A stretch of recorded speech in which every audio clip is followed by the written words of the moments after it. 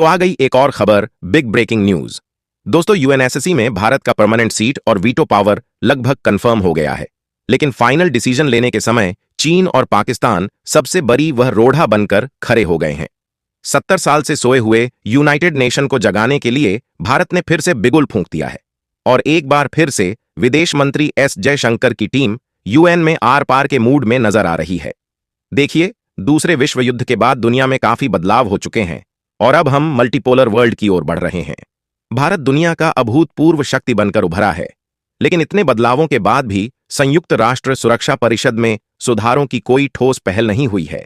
इसी कारण अब यूएन को टक्कर देने के लिए एक नए संगठन के निर्माण पर विचार चल रहा है, जिसे लेकर यूनाइटेड नेशन में हड़कंप मचा हुआ है।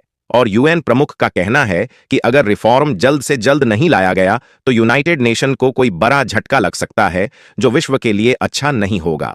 भारत और G5 देशों की लगातार मांग के बाद अब लगभग 80 साल बाद इस वैश्विक संगठन में सुधार की बात होने लगी है। इस बदलाव में भारत सबसे प्रमुख भूमिका निभा रहा है।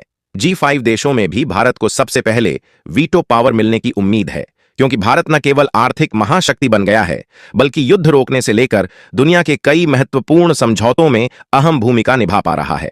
अभी यूएनएससी में सिर्फ 5 स्थायी सदस्य हैं: अमेरिका, चीन, रूस, फ्रांस और ब्रिटेन।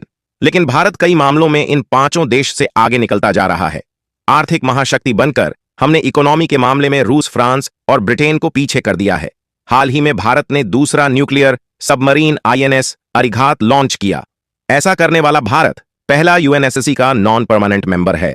अब तक यह काम सिर्फ 5 परमानेंट मेंबर ही कर पाए थे।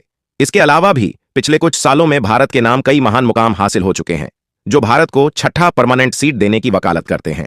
दोस्तों, वीडियो में आगे सब कुछ विस्तार से जानेंगे, लेकिन उससे पहले अगर आप हमारे चैनल पर नए हैं तो प्लीज चैनल को सब्सक्राइब कर लीजिएगा, क्योंकि इसमें आपको सिर्फ 1 सेकंड का समय लगेगा, लेकिन इससे हमारी काफी मदद मिलेगी। दोस्तों, यूएनएससी में एशिया, अफ्रीका, लैटिन अमेरिका और दक्षिणी एशिया जैसे महत्वपूर्ण हिस्सों का कोई ठोस प्रतिनिधित्व नहीं है। हमारा भारत इन सब का प्रतिनिधित्व करता है और सबके लिए परमानेंट सीट की मांग कर रहा है। इसी कारण इन सभी क्षेत्रों का समर्थन भारत के पक्ष में बढ़ता जा रहा है और यूनाइटेड नेशन पर जबरदस्त दबाव बन रहा है। इसलिए अब एक बार फिर से सुरक्षा परिषद में सुधार की मांग जोर पकड़ रही है। अगर ऐसा जल्दी नहीं किया गया तो फिर ब्रिक्स और SSC दोनों मिलकर यूनाइटेड नेशन को टक्कर देंगे। और सबसे बड़ी बात यह है कि भारत ब्रिक्स का फाउंडिंग मेंबर है, जिसमें दर्जनों देश जुड़ते जा रहे हैं। इसका मतलब यह हुआ कि अगर कल को ब्रिक्स यूनाइटेड नेशन की जगह लेता है तो उसमें भारत को सबसे पहले परमानेंट सीट और वीटो पावर मिल जाएगा। अगर ब्रिक्स और SSC अच्छी तरीके से मिल गए तो फिर G7, G20 और यूनाइटेड नेशन की हालत खराब हो जाएगी। अब मेरी बात जरा ध्यान से सुनिए, क्योंकि सितंबर महीने में भारत के वीटो पावर पर महत्वपूर्ण फैसला हो सकता है। सितंबर में न्यूयॉर्क स्थित संयुक्त राष्ट्र मुख्यालय में आम सभा की वार्षिक बैठक होनी है। इस बैठक में यूनाइटेड नेशन रिफॉर्म पर बहस की जाएगी और किसे नया परमानेंट मेंबर बनाना है, उस पर भी चर्चा की जा सकती है। एक तरह से कहा जा रहा है कि अमेरिका पहले भारत को परमानेंट सीट और वीटो पावर देने के लिए इच्छुक नहीं था, लेकिन चीन को काउंटर करने के लिए वह भारत को मजबूत बनाना चाहता है। इस कारण अब अमेरिका और ब्रिटेन दोनों मिलकर भारत का खुला समर्थन कर रहे हैं। इधर सियारा लियोन के राष्ट्रपति जूलियस मादा बायो ने अफ्रीका के लिए 2 स्थायी सदस्यता की मांग को फिर से उठाया है। आप सभी के जानकारी के लिए बता दें कि इस वक्त यूनाइटेड नेशन की अध्यक्षता सियारा लियोन कर रहा है, इसलिए इस देश की तरफ से आए गए सभी बयान बेहद महत्वपूर्ण हो जाते हैं।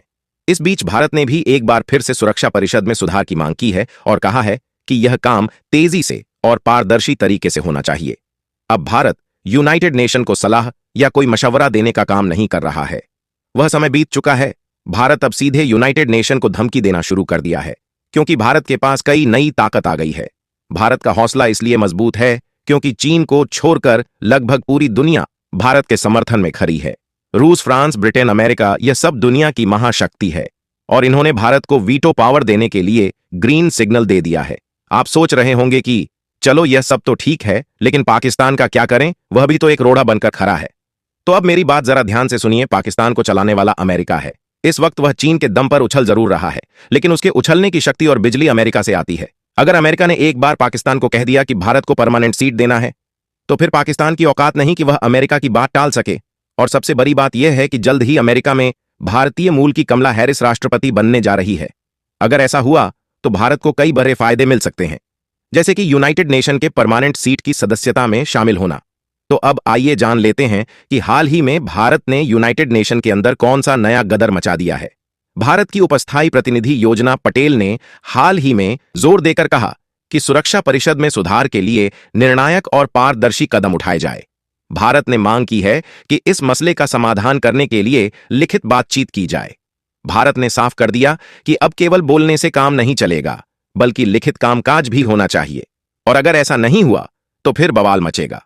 उन्होंने कहा कि सुधारों की दिशा में प्रगति बहुत धीमी है और यह मौजूदा जटिलताओं को देखते हुए पर्याप्त नहीं है। उनके इस बयान में भी दम है। पिछले 70 सालों से रिफॉर्म के मामले में कछुए की तरह चल रहा है यूनाइटेड नेशन, जबकि परेशानियां बढ़ती जा रही हैं, जिसे बार बार यूनाइटेड नेशन नजरअंदाज कर रहा है। भारत ने इसे सुधार प्रक्रिया के लिए IGN फ्रेमवर्क में लिखित बातचीत पर जोर दिया है।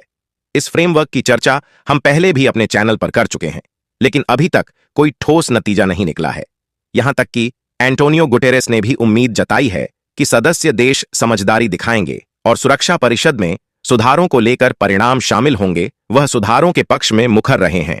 खासकर अफ्रीका के लिए स्थायी सदस्यता की बात को लेकर उन्होंने कई बार जोरदार ट्वीट भी किया है। बता दें कि संयुक्त राष्ट्र सुरक्षा परिषद में सुधार की बातचीत फरवरी 2009 में शुरू हुई थी, जिसमें 5 क्लस्टर बनाए गए थे, जैसे सदस्यता की श्रेणी या वीटो पावर, क्षेत्रीय प्रतिनिधित्व और नए सदस्यों की संख्या। भारत ने जर्मनी, ब्राजील और जापान के साथ मिलकर G5 ग्रुप बनाया है, जो सुरक्षा परिषद में 6 परमानेंट और 4 नॉन परमानेंट सदस्यों की मांग कर रहा है।